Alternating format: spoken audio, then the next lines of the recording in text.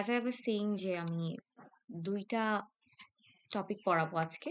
First of all for the first topic will be internal architecture of 8086 microprocessor. আর আরেকটা হবে হচ্ছে গিয়ে ফ্ল্যাগ রেজিস্টার্স। এই ২ টা টপিক হচ্ছে গিয়ে আমরা আজকে কভার করব। ঠিক আছে? খুবই ছোট, ছোট টপিক এবং খুবই সহজ। So I have separate notes ready for you all too. So আমি মনে করি যে এই ইন্টারনাল আর্কিটেকচারের যে স্লাইডটা সেটা হচ্ছে আপনাদের অনেক ইনফরমেশন অনেক জায়গায় একটু স্ক্যাটার্ড। ঠিক আছে? আপনাদের কাছে দেখে এটা একসাথে মনে হবে যে আপনি you guys are watching some chunk of information at different places. So what I try to do is আমি হচ্ছে পুরা লেকচারটাকে একটা সুন্দর নোটের মধ্যে ফ্রেম করার ট্রাই করছি সো দ্যাট আপনারা যখন এই নোটটা পড়েন যাতে সো দ্যাট আপনাদের পুরা বেশি বড় না কিন্তু 4 পেজের একটা জাস্ট শর্ট নোট কিছু ফিচার্স এবং ওর কিছু ডায়াগ্রামিক এক্সপ্রেশন এখানে দেওয়া। সো এটা পড়লে আই ডোন্ট থিঙ্ক সো আপনাদের এটা এই স্লাইডটা পড়ার প্রয়োজন আছে, but of course I would recommend দেখতে পারেন এটাকে। সো আমি আসলে আমার নোটটা থেকে আজকে আপনাদেরকে পড়াবো ইন্টারনাল আর্কিটেকচারটা। ঠিক আছে? Another heads up would be that it is purely theoretical. So এখান থেকে ছোট ছোট কিছু ভেরি কমন প্রশ্ন আমাদের পরীক্ষায় আসে। অলসো এই আর্কিটেকচারটা খুবই সহজ, এটা আপনাদের জানার জন্য বেশি কষ্ট করতে হবে না। সো আমরা স্টার্ট করি। সো আমার 8086 যে মাইক্রো প্রসেসরটা সেটা আমরা জানি একটা 16 বিটের মাইক্রো প্রসেসর, তাই না? যে ওর মধ্যে যত রেজিস্টার আছে সবগুলো 16 বিটের এবং ওর ডেটা বাস লাইন দিয়ে ও অ্যাট এ টাইম 16 বিটের ডেটা কি করতে পারে হচ্ছে এক জায়গা থেকে আরেক জায়গায় নিয়ে যেতে পারে, রাইট? মানে এটা হতে পারে মেমোরি অথবা IO, micro processor to memory, micro processor to any IO device, 16 বিটের ডেটাও ট্রান্সমিট করতে পারে। এখন কথা হচ্ছে এই যে আমরা আর্কিটেকচারটা মানে 8086 মাইক্রো প্রসেসরটা দেখছি বা এটা নিয়ে কথা বলছি, এটার ভিতরে এই যে ছোট একটা ব্ল্যাক ইলেকট্রনিক চিপ যেও, ওইটার ইন্টারনাল আর্কিটেকচারটা বা ইন্টারনাল একটা ছবি যদি আপনারা আঁকতে চান তাহলে আপনারা কিছুটা এমন একটা সিনারিও দেখতে পারবেন। ঠিক আছে? সো এটা অলরেডি যারা ওকে বানিয়েছে তারা একটু ম্যাপ করে দিয়েছে। হ্যাঁ, সো আমরা এটাকে একটু দেখবো যে কোন জিনিসটা কি মিন করছে। So this is basically the complex diagram or internal architecture of 8086 microprocessor. এখানে 2টা ইউনিটে আমরা জিনিসটাকে ভাগ করেছি। একটা হচ্ছে BIU, this is our first unit, and the second unit is instruction unit বা EU. এই 2টা ইউনিট হচ্ছে ডিফারেন্ট ডিফারেন্ট কাজ করে থাকে। ঠিক আছে? আমরা জানি মাইক্রোপ্রসেসর অ্যাজ আ হোল কি কাজ করে, কেউ কি আমাকে একটু বলতে পারবেন? 3টা কাজ করে। যে কোনো মাইক্রো প্রসেসর 3টা কাজ করে, একটা সাইকেল মেনটেন করে, বলেছিলাম বিগত কিছু ক্লাসে। Fetch, decode, execute. Yes, exactly sir, thank you so much. প্রত্যেকটা মাইক্রো প্রসেসর আসলে আলটিমেটলি 3টা কাজই করে। কোন একটা ইনস্ট্রাকশনকে ফেচ করে নিয়ে আসে অ্যান্ড দেন ফাইনালি ডিকোড করে, তারপর এক্সিকিউট করে। ঠিক আছে? সো এটাই হচ্ছে ওর কাজ। So same goes for 8086 micro processor. এখানেও 3টা কাজ আছে, ওর fetch, decode and execution. So এই যে আমরা 2টা ইউনিটে ভাগ করেছি, এর মধ্যে প্রথম যে ইউনিটটা আমরা দেখতে পাচ্ছি বিআইইউ বা বাস ইন্টারফেস ইউনিট, এটা কি করে যে কোনো একটা ইনস্ট্রাকশন মেমোরি থেকে বা আইও ডিভাইস ওর সাথে যদি কানেক্টেড থাকে সেখান থেকে ফেচ করে নিয়ে আসে। সো বিআইইউ এর মেইন কাজ হচ্ছে ফেচিং করা। ঠিক আছে? আর ইউ যে ইনস্ট্রাকশন ইউনিট, ওরা কি করে, ওরা ডিকোড করে কন্ট্রোল সিস্টেমের মাধ্যমে এবং বিভিন্ন ইনস্ট্রাকশনকে এখানে এএলইউ তে এক্সিকিউট করে। ঠিক আছে? সো এই গেল হচ্ছে ওর 2টা মানে এই 3টা কাজ হচ্ছে 2টা ইউনিটে ডিভাইড করে কমপ্লিট করে থাকে। সো আচ্ছা, সো আমরা প্রথমেই মেইন কাহিনীটা জানলাম যে আমার মাইক্রো প্রসেসরটার মধ্যে 2টা ভাগ আছে, একটা বিআইইউ একটা ইউ। এখন আপনাদের প্রশ্ন হতে পারে কেন আমি এটাকে 2টা ভাগে ভাগ করলাম।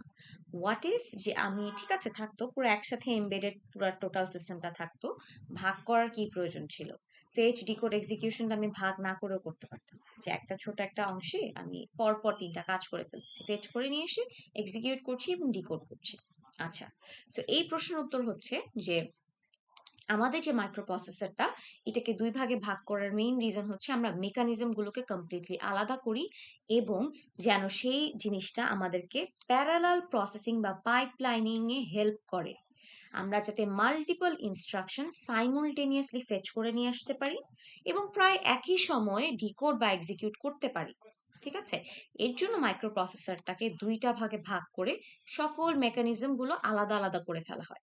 আমরা যদি একটু দেখি, এর বিআইইউতে ডিফারেন্ট ডিফারেন্ট মেকানিজম বা কম্পোনেন্টস আছে, যেটা হচ্ছে কিছু ফেচিং এর জন্য কমপ্লিটলি ডেডিকেটেড, আর ইউতে হচ্ছে গিয়ে আমার আরো কিছু আলাদা ইউনিট আছে যারা কি করে, বা কম্পোনেন্টস আছে যারা এক্সিকিউশন এবং ডিকোডের কাজ করে থাকে।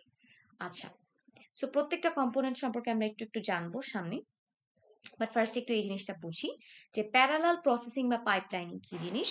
যারা 340 করে এসেছেন সিএসসি তারা হয়তো পাইপলাইনিং সম্পর্কে পরিচিত, কিন্তু যারা করেন নাই তাদের জন্য একটু বলি যে আমার যদি এর মধ্যে দুইটা ভাগ না থাকতো বা মেকানিজম গুলোকে যদি আমি কমপ্লিটলি আলাদা না করতাম, তাহলে আমরা পাইপলাইনিং বা প্যারালাল প্রসেসিং করতে পারতাম না।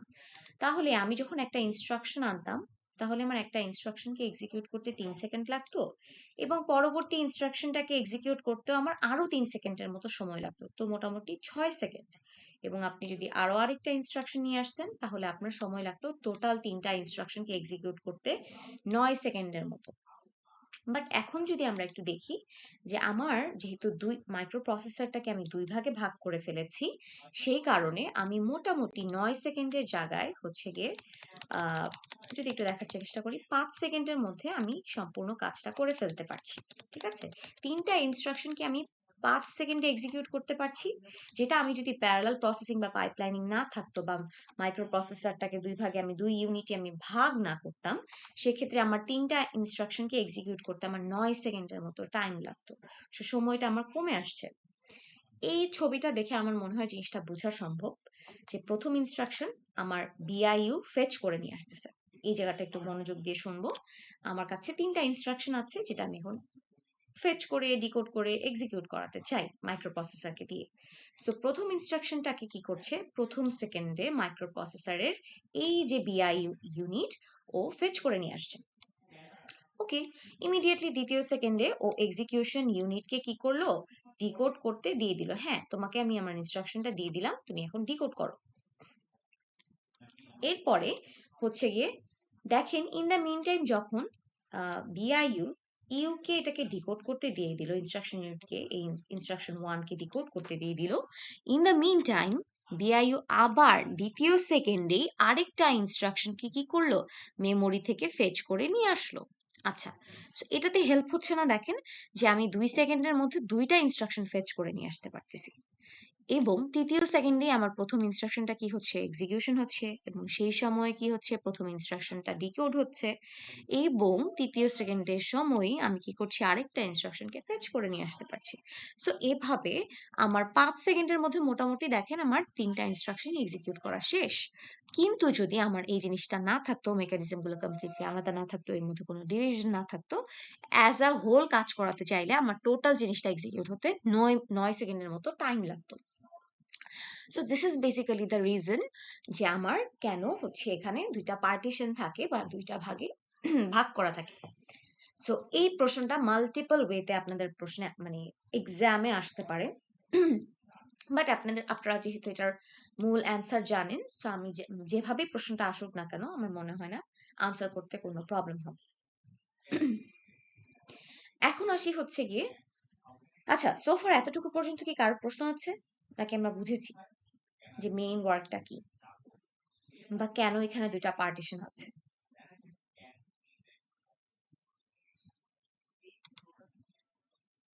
কারো কোনো প্রশ্ন নেই? আচ্ছা, যেহেতু কার কোনো প্রশ্ন নেই, আমি ধরে নিচ্ছি যে হচ্ছে সবাই বুঝতে পারছি।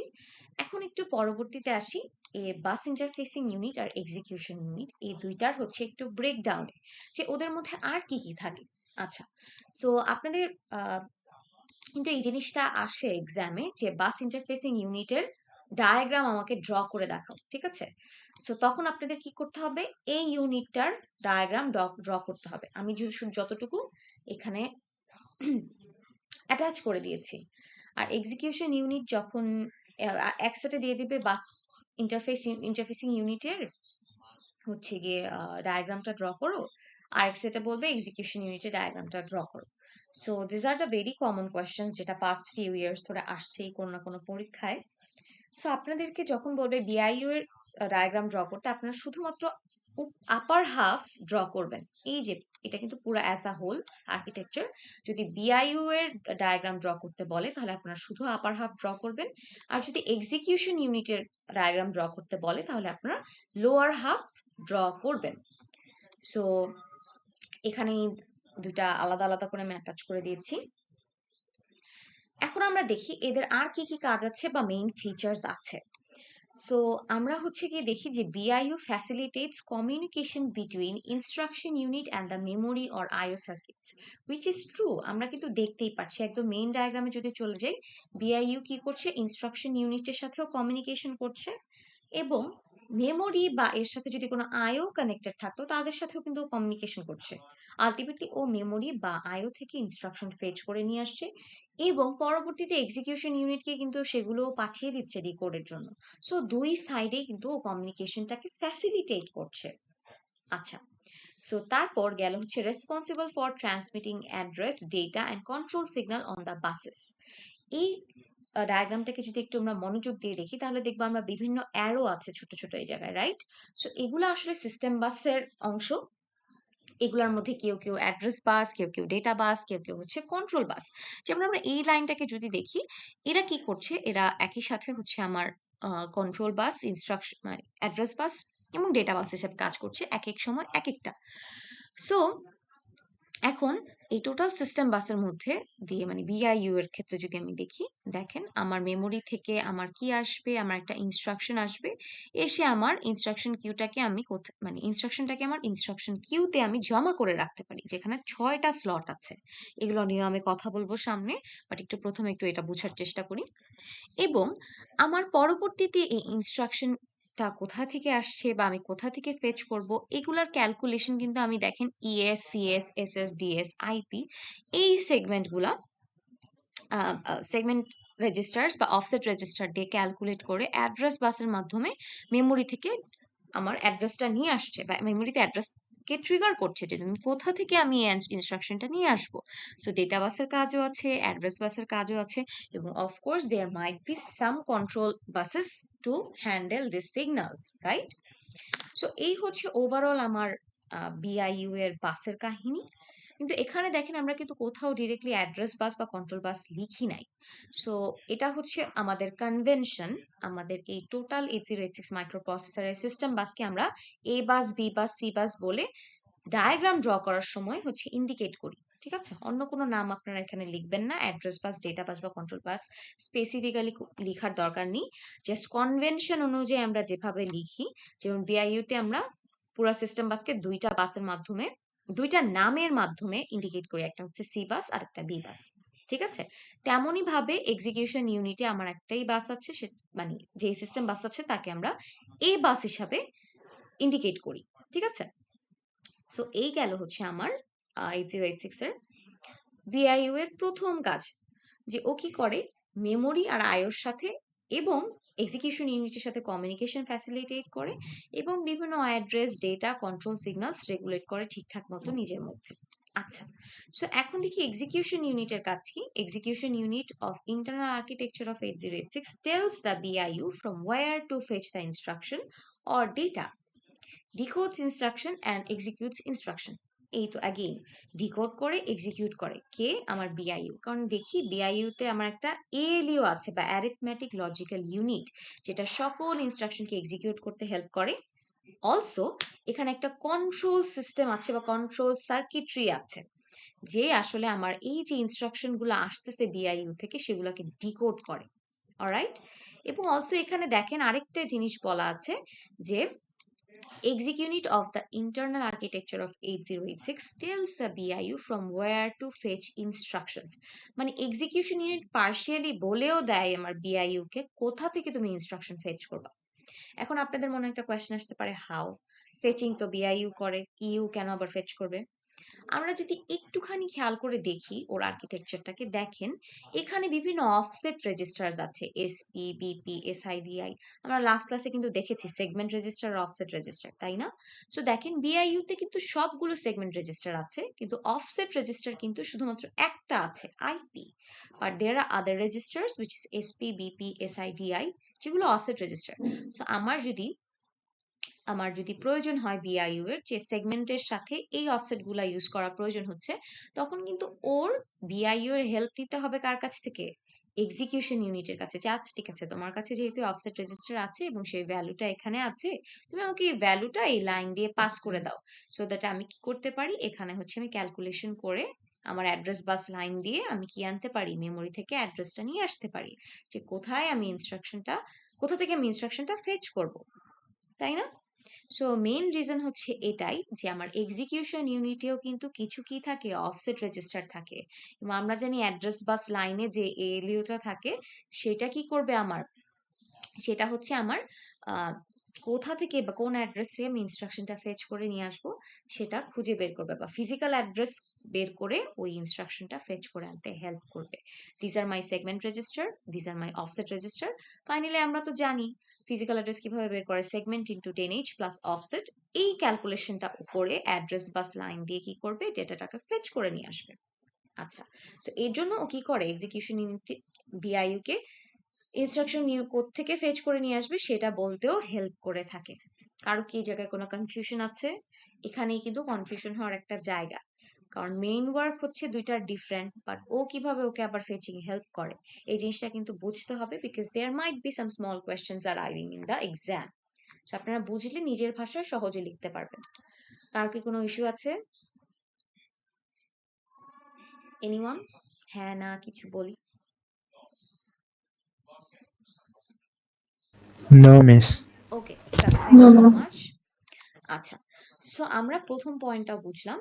সো এখন দ্বিতীয়তে আসছি, কি হচ্ছে, আমি একটু স্পেসিফিক্যালি বলেছি যে কোন ইউনিটে কি কি কম্পোনেন্ট আছে। একটু যদি দেখি, আমার মেইন কম্পোনেন্টস অফ বিআইইউ কি, এই যে আমরা বাস লাইনস গুলা দেখতে পাচ্ছি, এটার মধ্যে সিস্টেম বাসের মধ্যে আমার 16 বিটের একটা বাই ডিরেকশনাল ডেটা বাস থাকে, আর 10-20 বিটসের একটা অ্যাড্রেস বাস থাকে, ঠিক আছে। তারপর বিভিন্ন ধরনের রেজিস্টার থাকে, সিএস, ডিএস, ইএস, এসএস, এসব। আইপি থাকে একটা। তারপর হচ্ছে এরা কি করে, hold addresses of memory location. আমরা জানি অলরেডি, আমরা দেখে আসছি যে কিভাবে আমরা মেমোরি অ্যাড্রেস ক্যালকুলেট করি, তাই না? Segment into 10H plus offset, এই ফর্মুলাটা দিয়ে। সো আমার সেগমেন্টও আছে, আমার অফসেটও আছে, এবং এক্সিকিউশন ইউনিটেও কিছু অফসেট আছে। আচ্ছা, সো আমরা ইজিলি যে কোনো memory address, memory location calculate করতে পারবো এখান থেকে। তারপর দেখতে পাচ্ছি যে আইপি বা instruction pointer contains the address of the next instruction to be executed by you. আচ্ছা, এই ইনস্ট্রাকশন পয়েন্টারটা হচ্ছে মেইনলি হেল্প করে টু, মানে কোন ইনস্ট্রাকশনে আমি নেক্সট যাব, কোনটাকে আমি এক্সিকিউট করব, সেটা হচ্ছে খুঁজে বের করতে। IP is just similar to the previous, যে আমরা জানি কোড সেগমেন্টের সাথে আইপি কাজ করে, এবং কোড কোথা থেকে আমি আনবো, কোন সেগমেন্টে আমার কোড আছে, সেগুলো 1 বাই 1 নিয়ে এসে ইউকে দেয় সো দ্যাট ও এক্সিকিউট করতে পারে। আচ্ছা, তো দেন দেয়ার আর সাম কম্পোনেন্টস অফ ইনস্ট্রাকশন ইউনিটের কম্পোনেন্টস গুলো আমরা একটু দেখি কি কি আছে। আমার কন্ট্রোল সার্কিটরি একটা আছে, একটা বা কন্ট্রোল সিস্টেম, সেটা কি করে আমি বলেছিলাম, ডিকোড করতে হেল্প করে। ইনস্ট্রাকশন ডিকোডার এই কন্ট্রোল সার্কিটরির মধ্যেই অবস্থিত। তারপর there is a ALU which is this arithmetic logical unit, and flag register, যেটা নিয়ে আজকে আমরা একটু পরেই পড়বো।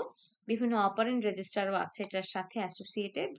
তারপর আমাদের জেনারেল পারপাস কিছু রেজিস্টার আছে, আমরা জানি এক্স, বিএক্স, সিএক্স, ডিএক্স, এগুলা হচ্ছে আমার কি, জেনারেল পারপাস ডেটা রেজিস্টার্স। এদের মধ্যে আমি র্যান্ডমলি কিছু ডেটা স্টোর করে রাখতে পারি কাজ করার সময়। এবং also there are pointer and index registers, যেগুলো আলটিমেটলি আমার কি, অফসেট রেজিস্টার, এগুলো হচ্ছে এসপি, বিপি, এসআইডিআই, তাই না? এবং also it has 20 bit address bus and 16 bit data bus. এই যে দেয়ার ইজ অ্যাড্রেস বাস এবং there is data bus, okay, bidirectional, unidirectional. আচ্ছা, এই জিনিসগুলো হচ্ছে মেইন কম্পোনেন্টস। এগুলো কখনই ওভাবে আসে না, ডিরেক্টলি আপনাদেরকে লিখতে বলবে না, বাট এই নামগুলো জানা থাকলে আপনাদের আর কি ছবিটা আঁকতে সুবিধা হয়। আপনাদের ছবিটা কিন্তু আসে, ঠিক আছে, অ্যাজ আ হোল পুরোটাও আসতে পারে, বা এক সেটে বিআইইউ আর এক সেটে ইউ এভাবে দিয়ে দিতে পারে, তখন কিন্তু হুবহু এভাবে আঁকতে হবে। আরেকটা হেডস আপ হচ্ছে এটার জন্য যে আমাদের কিন্তু এখানে সিকোয়েন্সগুলো ঠিক রাখতে হবে, যে কোন রেজিস্টারের পর কোন রেজিস্টার কিভাবে কি কাজ করছে সেটা আমাদের কিন্তু জানা থাকতে হবে, ঠিক আছে? এবং অলসো বিআইইউ তে একটা ইনস্ট্রাকশন ইউনিটও থাকে বা ইনস্ট্রাকশন কিউ থাকে, এটা নিয়েও আমরা একটু পরে পড়ালেখা করব, ঠিক আছে? আচ্ছা, এখন আমরা আসি এই যে বলতেছিলাম যে কোনটার মেইন ওয়ার্ক কি। আমার বিআইইউ হচ্ছে ফেচ করে, directly fetches data or instruction by calculating physical addresses from segments and offset. আমরা দেখতেই পাচ্ছি এখানে বিভিন্ন সেগমেন্ট আছে, অফসেট আছে। এদেরকে আমি কি করি, অ্যাড্রেস বাস লাইনের এএলইউ দিয়ে ক্যালকুলেট করে হচ্ছে আমার অ্যাড্রেসটা মানে মেমোরি লোকেশনে যাই, ইনস্ট্রাকশন ফেচ করে নিয়ে এসে ইনস্ট্রাকশন কিউতে রেখে দেই। শেষ, আমার কাজ শেষ। ফেচিংই হচ্ছে আমার বিআইইউ এর মেইন কাজ। তারপর ইউ কি করে, ইউ হচ্ছে ডিকোড আর এক্সিকিউট করে। ডিরেক্টলি ডিকোডস, দেখেন ডিরেক্টলিও ডিকোড আর এক্সিকিউট করবে। অলসো আরেকটা লাইন আছে যেটা important, facilitates fetching since in EU there are a few offset registers. এই যে এটা আর এটা কিন্তু কোরিলেটেড, একটু আগে যেটা এক্সপ্লেন করেছি আমি। আমার ইউতে আমার কিছু অফসেট রেজিস্টার আছে যেটা কি করে, বিআইইউ এর ফেচিং এর কাজটাকে ফ্যাসিলিটেট করে। কারণ সেগমেন্ট আছে, আমার অফসেটও তো লাগবে কিছু, তাই না, আমার ফিজিক্যাল অ্যাড্রেস ক্যালকুলেশনের জন্য। সো এটা হচ্ছে ফ্যাসিলিটেট করে আমার বিআইইউ এর ইনস্ট্রাকশন ফেচিংকে। আচ্ছা, সো এবার আমি যাই হচ্ছে আমার অপারেশনস বা এদের মেইন কাজ কি। অলরেডি আমরা বুঝছি, হ্যাঁ, তুমি ফেচ করো, তুমি ডিকোডার এক্সিকিউট করো। এছাড়াও আমার আরো কিছু কাজ আছে ওরা করে থাকে, সেটা হচ্ছে sends the address of the memory or IO. Again মানে অ্যাড্রেসটা খুঁজে বের করবে আমি মেমোরি বা আইও কোথায় যাব, which is very evident from the picture। ও এএলইউ থেকে ক্যালকুলেট করে অ্যাড্রেস খুঁজে বের করতেছে, fine. Then fetches instruction from the memory. We already know this. It reads data from port and memory. Fetch করা মানে কি আলটিমেটলি ও রিড করে নিয়ে আসছে, রাইট? এবং writes data into port and memory। এই যে আমি মেমোরি লোকেশন ক্যালকুলেট করলাম যে আচ্ছা ঠিক আছে, ওকে ফাইন, যে তোমার এই অবস্থা, তুমি এই জায়গায় যাও, এই লোকেশনে যাও, গিয়ে আমার একটা ডেটা যদি ইনস্ট্রাকশন কিউতে স্টোর থাকে এবং এখান থেকে এটা যদি এবার রাইট ব্যাক করতে হয় মেমোরি বা আইওতে, ও কি করতে পারে, সেটাও করতে পারে। আচ্ছা, বা ধরো তোমার প্রয়োজন হলো যে হচ্ছে তুমি কোনো একটা এক্সিকিউশন ইউনিট থেকে ডেটা এক্সিকিউটেড হয়ে আমার এই ইনস্ট্রাকশন ইউনিটে আবার চলে আসছে, বা আহ, সেখান থেকে সেই ডেটাটাকে আমরা পরবর্তীতে মেমোরি বা আইওতে রাইট ব্যাক করতে পারি। আচ্ছা, এখন আসি হচ্ছে ইট সাপোর্টস ইনস্ট্রাকশন কিউইং। আমার বিআইইউ ইনস্ট্রাকশন কিউইং কে সাপোর্ট করে। It provides address reallocation facility. আচ্ছা, আমরা অ্যাড্রেসে যাবতীয় কাজ তো বিআইইউ দিয়ে করতে পারি, বাট ইনস্ট্রাকশন কিউইং ফ্যাসিলিটিটা সম্পর্কে আমরা একটু জানি। যে দেখেন এখানে আমার একটা ইনস্ট্রাকশন কিউ আছে যেখানে 6টা স্লট বলেছিলাম, এবং প্রত্যেকটা স্লটে আপনি 8 বিট করে হচ্ছে কি ডেটা রাখতে পারবেন, উইচ মিনস আপনি এখানে 6 বাইটের ইনস্ট্রাকশন রাখতে পারবেন। প্রত্যেকটার মধ্যে 8 বিট বা 1 বাইট রাখা গেলে এখানে 6টা স্লট আছে, তো আমি 6 বাইট ইনস্ট্রাকশন এখানে স্টোর করতে পারবো পরপর একই সাথে। which we know, right, যে আমি একই সাথে কিন্তু অনেক কিছু ফেচ করে নিয়ে আসতে পারছিলাম। আমি চাইলে আরেকটা ইনস্ট্রাকশনও কি করতে পারি, পরপর ফেচ করে নিয়ে আসতে পারি এবং সাইমultaneously এগুলোকে ডিকোড বা এক্সিকিউশনের জন্য পরবর্তীতে ইউতে দিয়ে দিতে পারি। আচ্ছা, সো এখন আসি operations of execution unit. Fetches instruction from the queue in the BIU, decodes and execute arithmetic and logical operations using the ALU। আচ্ছা, এই যে ফেচ করে নিয়ে আসলো ডেটাগুলা, এগুলো ডিকোড আর এক্সিকিউট করে ALU তে, জানি। Sense control signal for internal data transfer operations within the microprocessor. So execution unit আসলে কন্ট্রোল সিগন্যাল নিয়ে বেশি কাজ করে, সিন্স হচ্ছে এখানে নানান ধরনের এক্সিকিউশন হয়, কোনটার পর কোন ডেটা ওর লাগবে সেটা হচ্ছে এখানে প্রসেস হয় মেইনলি। সো নানান ধরনের কন্ট্রোল সিগন্যালসও ডিল করে। Sends request signals to the BIU to access external module. আচ্ছা, সো এখন যদি ওর ইনস্ট্রাকশন ইউনিটের কোনো একটা ডেটার প্রয়োজন হয়, ও কি করবে, বাহিরের মডিউল থেকে মেমোরি বা আইও থেকে যদি ওর কোনো ডেটার প্রয়োজন হয়, অবভিয়াসলি অফসেটটা প্রোভাইড করবে, সেগমেন্ট তো ওর কাছে আছেই, ডেটা ফেচ করে নিয়ে আসবে, অ্যাগেন একই কথা। সো মেইনলি আমার কি করছে, জাস্ট ডিফারেন্ট ডিফারেন্ট ফ্যান্সি ওয়ার্ডস দিয়ে। সো ও কি করবে, নানান ধরনের সিগন্যাল রিকোয়েস্ট করবে বিইউকে, সো দ্যাট লেটার অন ও এক্সটার্নাল মডিউল থেকেও ডেটা অ্যাক্সেস করতে পারে, থাকতে পারে সেটা মেমোরিতে অথবা আইওতে। ওকে, এবং লাস্ট কাজ হচ্ছে it operates with respect to T states and not machine cycle.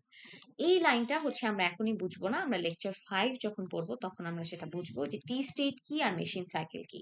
But for now শুধুমাত্র জেনে রাখেন যে টি স্টেট হচ্ছে গিয়ে আমার একটা ইনস্ট্রাকশন এক্সিকিউট হতে যতগুলো সময় লাগে, চারটা টি স্টেট পরিমাণ সময় লাগে ইউজুয়ালি।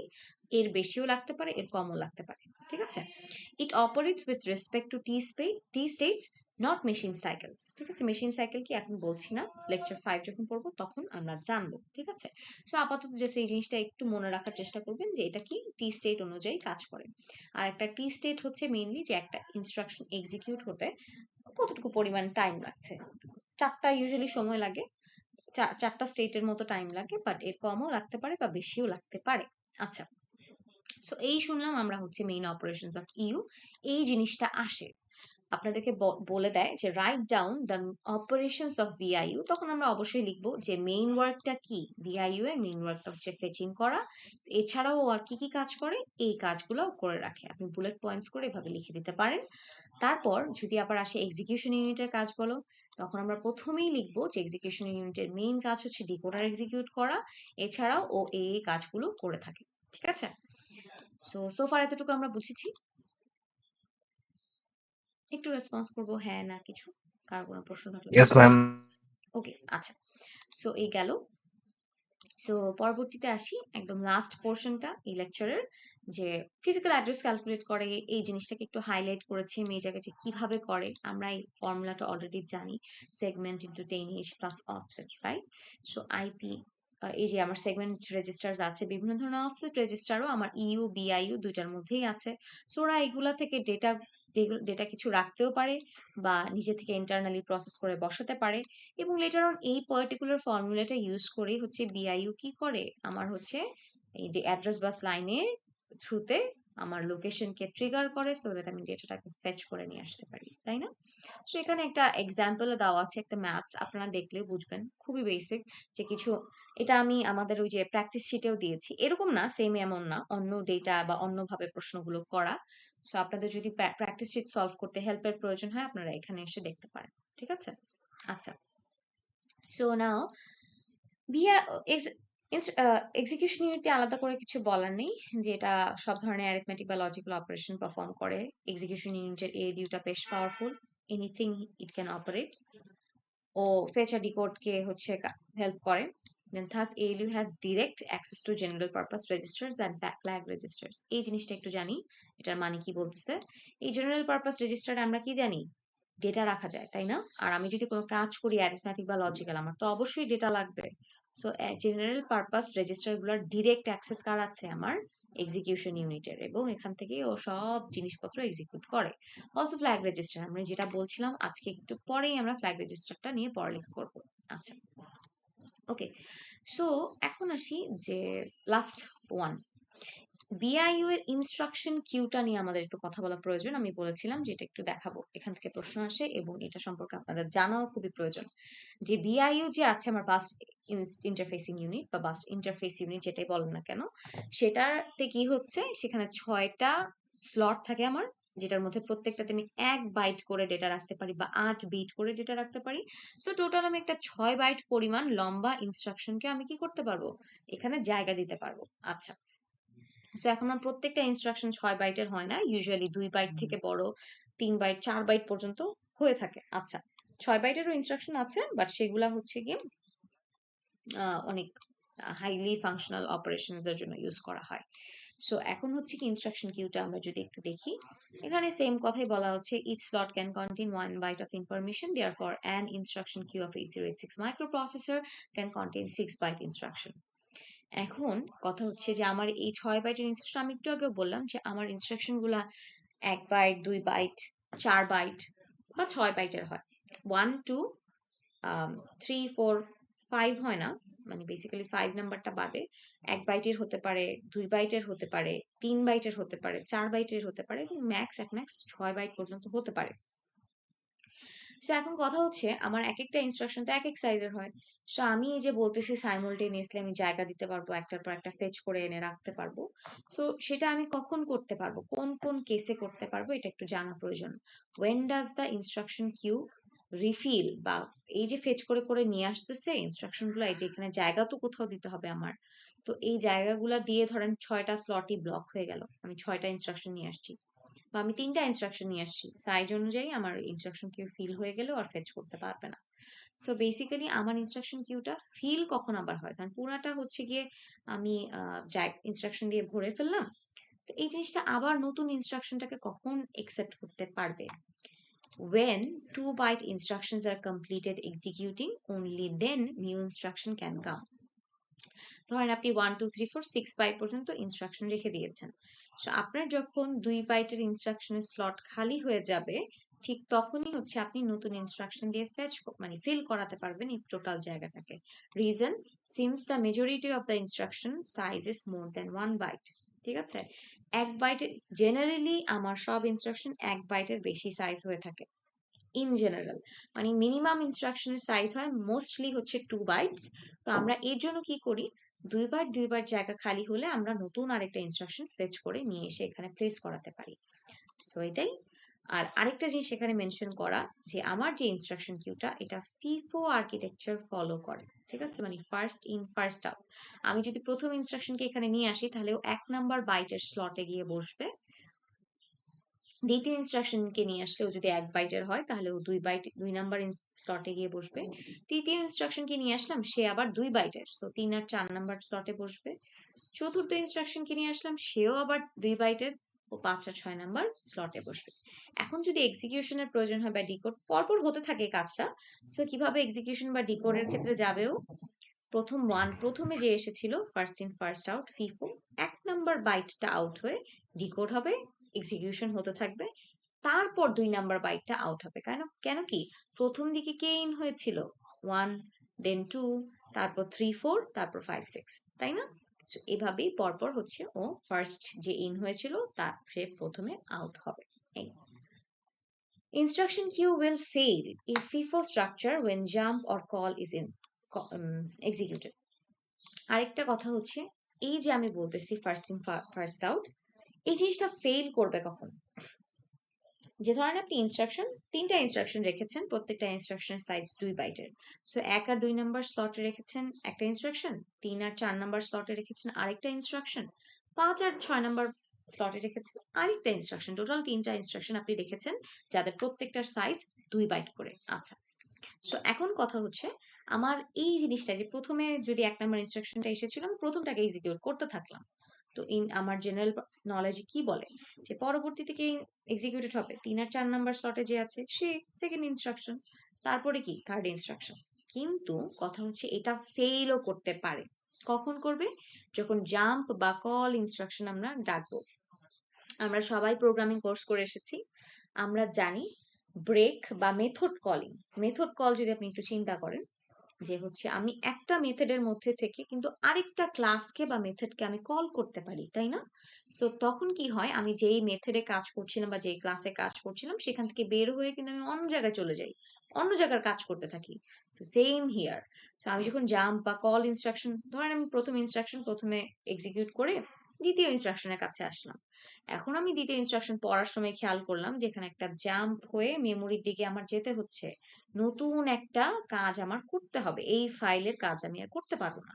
তো তখন কি হবে, আমার জাম্প করে আমি মেমোরির নতুন জায়গায় যাব, গিয়ে সেই জায়গার কোডগুলো এক্সিকিউট করার জন্য যেসব ইনস্ট্রাকশন আমার প্রয়োজন সেগুলোকে আমি আবার ইনস্ট্রাকশন কিউতে নিয়ে আসব, এবং এই যে 3 নাম্বার ইনস্ট্রাকশনটা আমার ছিল আগে, ওইটা ডিসকার্ডেড হয়ে এখান থেকে পড়ে যাবে বা বের হয়ে যাবে। ঠিক আছে, সো আমার নতুন যে কোডগুলো সেগুলো হচ্ছে কি আবার 1 2 3 এভাবে জায়গা নিতে থাকবে। ঠিক আছে, সো এই হচ্ছে গিয়ে আমার ওভারঅল ইন্টারনাল আর্কিটেকচার এবং ইনস্ট্রাকশন কিউ নিয়ে সকল কথাবার্তা। সো এই যে আমি লেকচারটা প্রোভাইড করলাম, এখান থেকে নানান ভাবে নানান শর্ট প্রশ্ন আসতে পারে। আপনারা যদি প্রত্যেকটা কম্পোনেন্ট সম্পর্কে একটু বুঝে থাকেন, ডায়াগ্রামটা একটু দেখে থাকেন, ওভারঅল এই নোটটা একটু মাথায় রাখতে পারেন, তাহলে আমার মনে হয় যে আপনারা এটা কোনো ধরনের অ্যান্সার করতে কোনো প্রবলেম হবে না। সো ফার কারো কি কোনো প্রশ্ন আছে?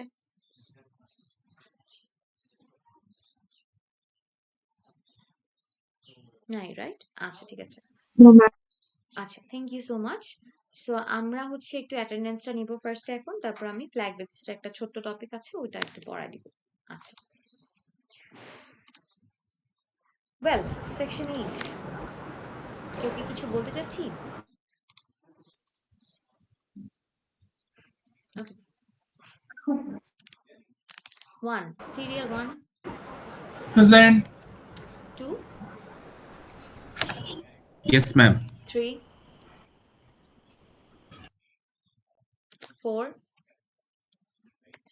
5, Present, ma'am. 6,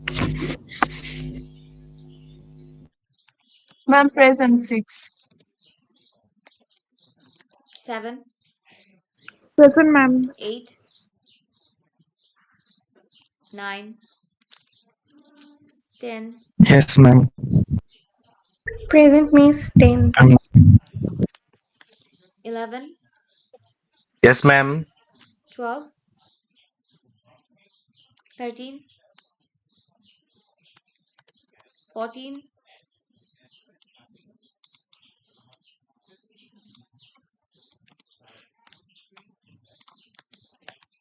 14 আছি? ফারিজা ইসলাম? আচ্ছা নেই। 15, Yes, ma'am. 16, Present, ma'am. 17, 18, Present, ma'am. 19, Present, 20, ma'am. আচ্ছা Present, 19 miss. আছি, 20 আছি, 21, Present. 22, Present, ma'am. 23, 24, Present, ma'am. 25, Present, miss. 26, 27. Yes, ma'am. Yes, ma'am. Ma'am, Nafiz Ahmed Shubro present, ma'am. ওকে, ফাইন। আচ্ছা, তারপর হচ্ছে 28, Present, ma'am. 29, 30, Present, ma'am. 31, Yes, ma'am. 32, আচ্ছা 31 আছে, 32,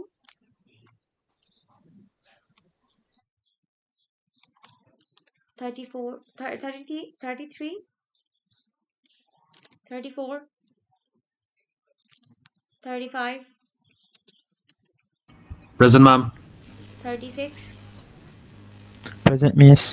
37, Present, miss. 38, Present, ma'am. কে কি text দিচ্ছে? Ma'am yes sir. আমি section 9 থেকে। আচ্ছা, সেকশন 9 এর যারা আছি তারা হচ্ছে একটু চ্যাট বক্সে একটু তাদের আইডি মিস লিখবে। সেকশন 8 এ আমি প্রেজেন্ট দিতে পারি নাই উপরের দিকে। আচ্ছা ঠিক আছে। ম্যাম আমিও ম্যাম সেকশন 8 এ ম্যাম। রাফিদা, আর নামটা একটু বলবেন স্যার, আপনি যে বলেন ma'am section. Mohammad Ashfaq Ahmed ma'am. Ashfaq Ahmed, ma'am number 8। Mohammad Ashfaq Ahmed, আচ্ছা নাম্বার কত? আরেকজন মাস্ট। আচ্ছা, সেকশন 9 এ যারা আছে তারা একটু ma'am section 8 section 8 number Abdul 8। আল শাফিন, আচ্ছা ঠিক আছে, ওকে। আচ্ছা, সেকশন থ্যাংক ইউ। 9 এর যে আছি তারা হচ্ছে কি একটুখানি চ্যাট বক্সে লিখে দিব, তাহলেই হচ্ছে হবে। অলরাইট, আচ্ছা মাহি একজনই আছে প্রবাবলি, সো আমি অ্যাটেন্ডেন্সটা দিয়ে দিই। ওকে, মিস আমাকে ডিসকর্ডে ভুল চ্যানেলে অ্যাসাইন করে দিছে। হ্যাঁ আমি আপনার মেইল আমি বলেছিলাম পেয়েছি স্যার। আপনি তো এটা তো কোঅর্ডিনেটরের সাথে প্রবাবলি কথা বলতে হবে। আপনি রাফিদ স্যারকে একটা এই মেইল, আচ্ছা আমি কথা বলে নিব না, আপনি রাফিদ স্যারকে একটা মেইল করেন, তাহলে স্যার নিজে ম্যানুয়ালি চেঞ্জ করে দিবে। আমার তো অ্যাক্সেস নেই, অ্যাডমিন অ্যাক্সেস নেই, so I can not just change it. তো স্যারকে যদি আপনি মেইলটা করেন, স্যার আপনাকে চেঞ্জ করে দিবে। ঠিক আছে মিস। Okay, thank you. আচ্ছা, অলরাইট, সো আমরা ইন্টারনাল আর্কিটেকচারটা পড়েছি, এটার নোটটা আমি হচ্ছে যে এক্সেল এর এখানে পোস্ট করে দিব, so that you guys can study it. তো এখন আসি আমরা ফ্ল্যাগ রেজিস্টারে। ফ্ল্যাগ রেজিস্টার ছোট্ট একটা টপিক, খুবই ইজি, এবং এটা পড়তে আপনাদের মজা লাগবে। আমার খুব পার্সোনালি ভালো লাগতো যখন আমি স্টুডেন্ট ছিলাম, কারণ এটা খুব ইজি, জাস্ট যোগ করবেন, আপনি যোগ করে কিছু জিনিস বসাবেন। আচ্ছা, তো এই জিনিসটা দেখি, এর আগে একটা থিওরিটিক্যাল প্রশ্ন সম্পর্কে একটু জেনে নেই। এখান থেকে দুই ধরনের প্রশ্ন আসতে পারে। প্রথমত হচ্ছে আপনাদেরকে কন্ট্রোল ফ্ল্যাগ সম্পর্কে জিজ্ঞেস করবে, এবং আরেকটা হচ্ছে ম্যাথ করতে দিবে, দুইটা প্রশ্ন। ঠিক আছে, খুবই সহজ, খুবই ইজি। এখন ফ্ল্যাগ রেজিস্টারটা আমরা স্টার্ট করি, তারপরে আমরা দুইটা প্রশ্নের ক্রাইটেরিয়া দেখবো এবং জানবো জিনিসটা আসলে কি করে। সো প্রথমে আসতেছি আমরা ফ্ল্যাগ রেজিস্টারের স্ট্রাকচারটাতে। আমরা জানি, এটা আমাদের কাছে নোন, যে আমার 8086 এর সকল রেজিস্টার কি হয় 16 বিটের। আচ্ছা, 16 বিটের এই যে রেজিস্টারটা, এইটা হচ্ছে গিয়ে specifically this is being called flag register. এখানে কিছু কিছু বিটস আমাদের জন্য খুবই ইম্পর্টেন্ট এবং আর কিছু কিছু বিটস আমাদের ইউজই হয় না। ঠিক আছে, সো এটার মধ্যে আমরা যদি একটু ব্রেকডাউনটা দেখি 16 বিটের এই রেজিস্টারটা। আচ্ছা, আমাকে একটু বলেন তো, ফ্ল্যাগ রেজিস্টারটা যেন আমরা কোথায় দেখেছিলাম ইন্টারনাল আর্কিটেকচারের কোন ইউনিটে? ম্যাম এক্সিকিউশন ইউনিটে। এক্স্যাক্টলি, এক্সিকিউশন ইউনিটে দেখেছি, এবং এটা একটা 16 বিটের রেজিস্টার, এক্সিকিউশন ইউনিটের এএলইউর সাথেও কানেক্টেড থাকে।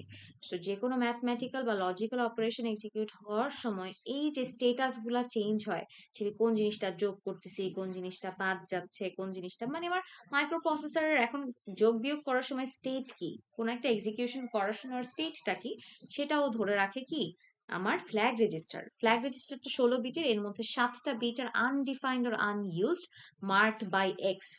এই যে 1, 3, 5, 12, 13, 14, 15, এই যে স্লটগুলো আমরা ক্রস দেখছি রেড লাইন, রেড মার্ক দিয়ে, এরা আসলে ইউজ হয় না।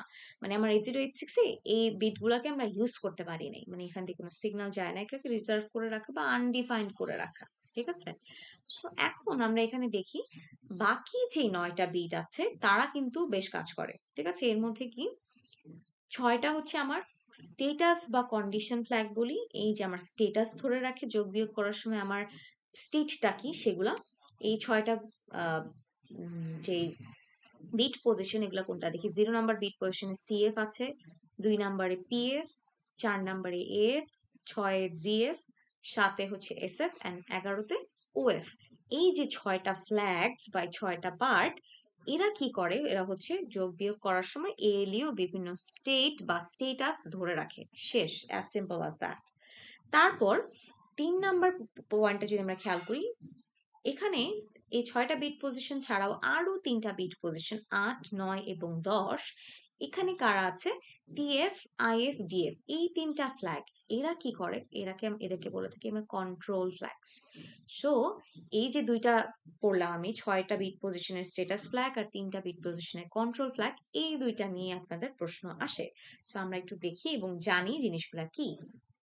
সো প্রথমে আমি আসলে কন্ট্রোল ফ্ল্যাগ নিয়ে কথা বলবো, এটা কমপ্লিটলি থিওরিটিক্যাল, 2-3 মার্কসের প্রশ্ন আপনাদের এখান থেকে আসবে।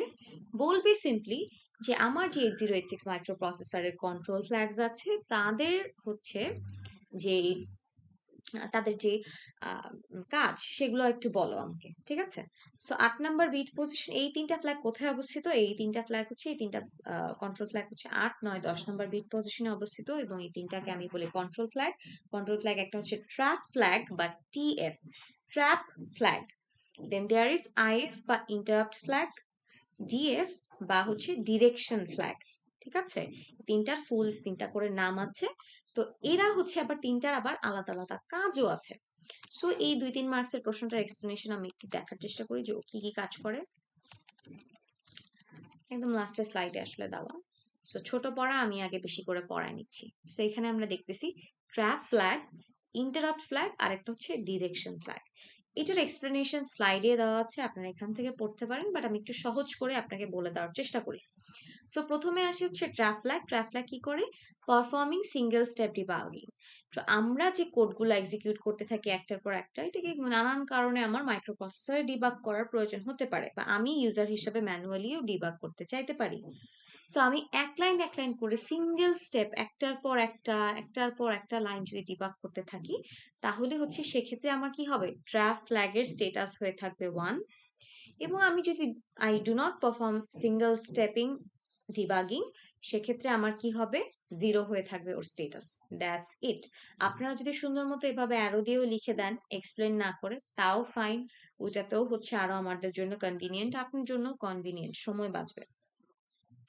তারপর there is IF. Interrupt flag কি করে, ইন্টারাপ্ট ফ্ল্যাগ, ধরেন আমার সাথে অনেকগুলো আইও ডিভাইস কানেক্টেড, বা মেমোরি থেকে কন্টিনিউয়াসলি কিছু ইন্টারাপশন আসছে, মেমোরিটা হচ্ছে মেমোরি থেকে আমার এই জায়গায় আমি ফোকাস দেবো হচ্ছে এক্সটার্নাল যে কোনো ডিভাইসে।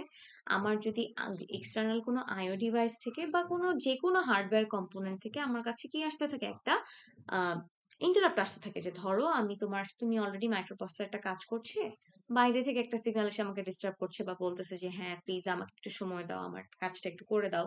তো সেই ক্ষেত্রে ইন্টারাপ্ট ফ্ল্যাগের মাইক্রোপ্রসেসর চেষ্টা করবে ওই ইন্টারাপ্ট গুলোকে সার্ভিস দেওয়ার বা ওদের সাথে একটু কোঅপারেট করার। তো সেক্ষেত্রে যদি কোঅপারেশনে ও যায় বা ইন্টারাপ্ট কেউ সার্ভিস দিতে থাকে, সেক্ষেত্রে আমার আইএফ এর স্ট্যাটাস হয়ে থাকবে কি 1। আর যদি ও ইন্টারাপ্ট গুলোকে পাত্তা না দেয়, বলে যে ঠিক আছে আমি আমার কাজই করব ভাই, তুমি তোমার মতো থাকো, সেক্ষেত্রে আইএফ এর স্ট্যাটাস হয়ে থাকবে কি 0 বা ডিসেবল ইন্টারাপ্ট। সোজা ভাষায় আমার কোনো এক্সটার্নাল ডিভাইস থেকে যদি কোনো ইন্টারাপ্ট সিগন্যাল আসতে থাকে এবং মাইক্রোপ্রসেসর যদি সেই ইন্টারাপ্ট গুলোকে সার্ভিস দেয় যে আসো আর তোমার কাজগুলো আমি কমপ্লিট করে দেই, সেক্ষেত্রে আমার আইএফ এর ভ্যালু হয়ে থাকবে 1। এবং যদি আমার মাইক্রোপ্রসেসর বলে যে না আমি আমার কাজই করতে থাকবো, তোমাকে আমি পরে পরে সময় দিব, সেক্ষেত্রে বা ইন্টারাপ্ট গুলোকে সার্ভিস না দেয়, সেক্ষেত্রে কি হয়ে থাকবে, আমার ইন্টারাপ্ট ফ্ল্যাগটা ডিসেবল বা 0 স্টেটে থাকবে। ঠিক আছে? আচ্ছা, তারপর আসতেছি হচ্ছে ডিএফ বা ডিরেকশন ফ্ল্যাগ। ডিএফ বা ডিরেকশন ফ্ল্যাগের কাজ কি? ডিএফ বা direction flag basically auto increment বা ডিক্রিমেন্ট করে। আমাদের মাইক্রোপ্রসেসরের কাছে যখন অনেকগুলো ডেটা চেইন থাকে, মাল্টিপল ডেটা নিয়েও কাজ করতে থাকে, একটার পর একটা প্রসেস করেই যাচ্ছে, বা স্ট্রিং ইনস্ট্রাকশন থাকে ওর কাছে, অনেকগুলো ডেটা চেইন বা স্ট্রিং ইনস্ট্রাকশন, তখন মাইক্রোপ্রসেসর দুইভাবে কাজগুলো এক্সিকিউট করতে পারে। ফরওয়ার্ড, শুরু থেকে শুরু করে শেষ পর্যন্ত ইনক্রিমেন্টাল ওয়েতে, বা পিছন থেকে শুরু করে উপরের দিক পর্যন্ত যেতে পারে বা ডিক্রিমেন্টাল ওয়েতে। ঠিক আছে? ধরেন 10টা ইনস্ট্রাকশন বা 10টা ডেটা আছে মাইক্রোপ্রসেসরের কাছে, ও 1 নাম্বার ডেটা থেকে এক্সিকিউশন স্টার্ট করলো, 1 2 3 4 এভাবে করে কি গেল ইনক্রিমেন্টাল ওয়েতে সামনের দিকে আগালো, সেক্ষেত্রে ওর ডিএফ এর স্ট্যাটাস হয়ে থাকবে 0। আর ও যদি ওর কাছে 10টা ডেটা থাকার পর 10 নাম্বার থেকে স্টার্ট করে, যেমন 10 9 8 7 এভাবে করে ডিক্রিমেন্ট হতে হতে ও যায়, ডেটাগুলোকে এক্সিকিউট করে বা প্রসেস করতে থাকে, সেক্ষেত্রে ওর ডিএফ ফ্ল্যাগের ভ্যালু হয়ে থাকবে কি 1। সো এই গেল হচ্ছে কন্ট্রোল 3টা ফ্ল্যাগের কাজ। সো আপনাদের যদি এক্সামে আসে, সো আপনারা তো সহজ বাংলা ভাষায় বুঝে নিলেন আমার কাছ থেকে যে কোনটার মিনিং কি হতে পারে, ছোট ছোট এক্সাম্পলও আমি দিলাম, খুব সহজভাবে বলার চেষ্টা করেছি। এগুলো একটু মনে রাখবেন এবং নিজের ভাষায় লিখবেন। আপনারা চাইলে জাস্ট এই পিকচারটার মতো জাস্ট 1 কখন হবে 0 কখন হবে এটাও বলতে পারেন, অথবা এইভাবে একটু এক্সপ্লেনও করতে পারেন, এখানেও এক্সপ্লেনেশন দেওয়া আছে। ঠিক আছে? সো এই গেল হচ্ছে কন্ট্রোল ফ্ল্যাগের। মিস ইয়েস, মিস এখানে ব্যাকওয়ার্ড গেলে পরে মিস মানে সেটা কিভাবে কাজ করবে? কারণ আমার যদি মানে একটা মানে আগের স্টেপে যদি আমার হুম, একটা মানে রেজিস্টার চেঞ্জ হয়ে গেল, এখন পরের স্টেপে গেলে তো সেই রেজিস্টারটা চেঞ্জ হয়ে থাকবে, তখন তো এটা মানে কাজ করবে না। যে ফর এক্সাম্পল ধরেন আমি হচ্ছে 1+1 করলাম আগের স্টেপে, আমার হচ্ছে পরের স্টেপে 2 এর সাথে হচ্ছে কিছু অপারেশন করতে হবে, কিন্তু আমি তো 2 তখন পাবো না যদি আমি পিছন থেকে আসি। আমি বুঝতে পারছি আপনার প্রশ্ন, কিন্তু মাইক্রোপ্রসেসর সেটাকে ওভাবেই হ্যান্ডেল করে। যেমন ধরেন আপনার কাছে জেনারেল পারপাস রেজিস্টারের অ্যাক্সেস আছে, আপনি জানেন কোন ডেটা আপনার কখন লাগবে। সো বেসিক্যালি আপনার কাছে যদি একটা কিউ অফ ইনস্ট্রাকশন আপনার থাকে, যে আপনি 2 এর সাথে ধরেন আপনি 5 যোগ করতে চাচ্ছেন, ঠিক আছে, আপনি 1 যোগ 1 করে 2 বানালেন, তো এখন আপনার পরবর্তী কাজ হচ্ছে আপনি 2 এর সাথে আবার 5 যোগ করবেন। ঠিক আছে? কিন্তু আপনি যদি উল্টা ভাবে যান, তাহলে আপনি দেখা যাচ্ছে 2 এর সাথে 7 যোগ করতে হতেছে, এমন কিছু জিজ্ঞেস করতেছেন আপনি আমাকে। সো সেক্ষেত্রে মাইক্রোপ্রসেসর অলরেডি নোস যে আমি যদি ব্যাকওয়ার্ড ইনস্ট্রাকশনটাকে হ্যান্ডেল করি, তাহলে আমার কিভাবে ইনস্ট্রাকশন স্লটগুলোকে সাজাতে হবে, সো ওভাবেই অ্যারেঞ্জ করে। সো দেয়ার আর 2 ওয়েজ, আপনি ইনক্রিমেন্টাল ওয়েতে যেতে পারেন অথবা ডিক্রিমেন্টাল ওয়েতে যেতে পারেন। So microprocessor will arrange them মানে মানে ফলোইং দা, যে কখন কোন ডেটা আপনার প্রয়োজন হবে সেভাবে। ঠিক আছে? Yes, yes. সোজা ভাষায় হচ্ছে গিয়ে আমার যদি মাইক্রোপ্রসেসরের ইমিডিয়েট নেক্সট কোনো একটা ডেটা প্রয়োজন হয়, কিন্তু আমার নাই ওভাবে অর্গানাইজড নাই, ঠিক আছে, নিচে থেকে আমি যাচ্ছি, সো মাইক্রোপ্রসেসর ওই জায়গায় যাবে যেটা ওর প্রয়োজন, কিন্তু উল্টা দিক থেকে হয়ে যাবে, সোজাভাবে আসবে না।